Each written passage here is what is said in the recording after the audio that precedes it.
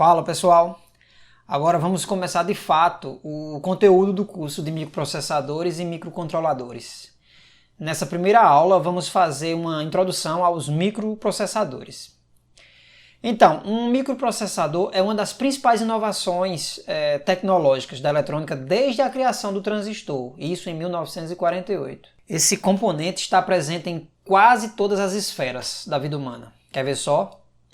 As suas aplicações vão desde controladores de processos industriais, smartphones, calculadores de bolso, máquinas fotográficas, equipamentos médicos hospitalares, satélites, radares, robôs, instrumentos de medição, aeronaves, veículos automotores, equipamentos de áudio e vídeo, eletrodoméstico, equipamentos de supervisão, máquinas simples, videogames, até brinquedos. Só por aí já dá para perceber as diferentes oportunidades de atuação no mercado de trabalho para quem escolher seguir e trabalhar diretamente com esses dispositivos. Nessa aula temos o objetivo de introduzir os conceitos fundamentais dos microprocessadores. O que ele pode fazer, como se aplica em um sistema computacional, além da gente obter uma ideia geral da arquitetura lógica desse importante dispositivo. Então, dando uma definição formal, um microprocessador, que também é chamado de unidade central de processamento, ou CPU, ele é um dispositivo multifuncional programável de um sistema computacional. Ele busca por instruções armazenadas em uma memória, decodifica e executa essas instruções, operando sobre dados digitais que também estão armazenados em uma memória. Que instruções são essas? Bem, basicamente, mas não somente, ele executa operações lógicas e aritméticas e controla a temporização e a operação geral de um sistema computacional. Também recebe dados de dispositivos de entrada e envia os resultados do processamento para dispositivos de saída. E dessa forma se comunica com o ambiente externo, através das entradas e saídas. Existe uma variedade muito grande de processadores para diferentes finalidades e também com capacidades computacionais bastante diferentes.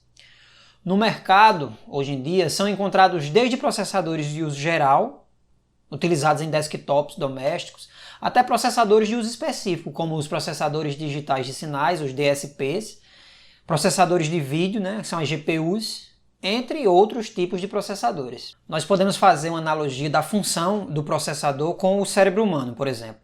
Todas as decisões são tomadas pela CPU de acordo com as instruções programadas.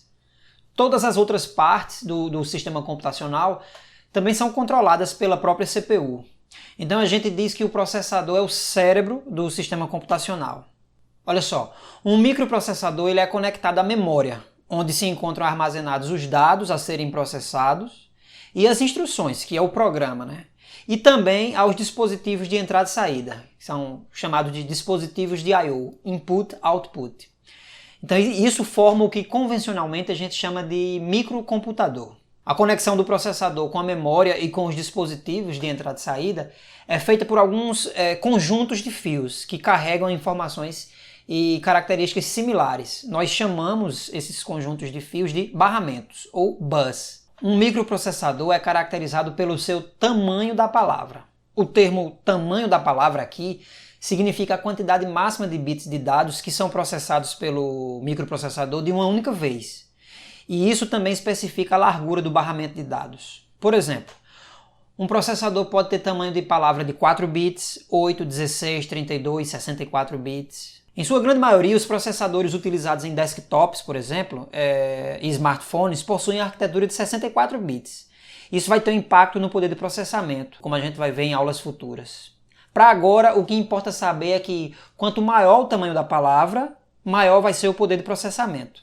Os dispositivos de entrada são usados para fornecer dados à CPU. Por exemplo, teclado, mouse, botões, conversor analógico digital, leitor de cartões, etc.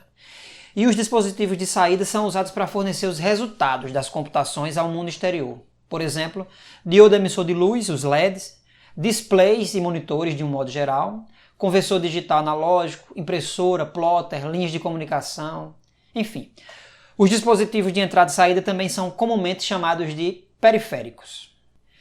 Bem, pessoal, encerramos essa introdução por aqui. Consultem e leiam a apostila para mais informações e detalhes acerca desse tema. Até a próxima aula.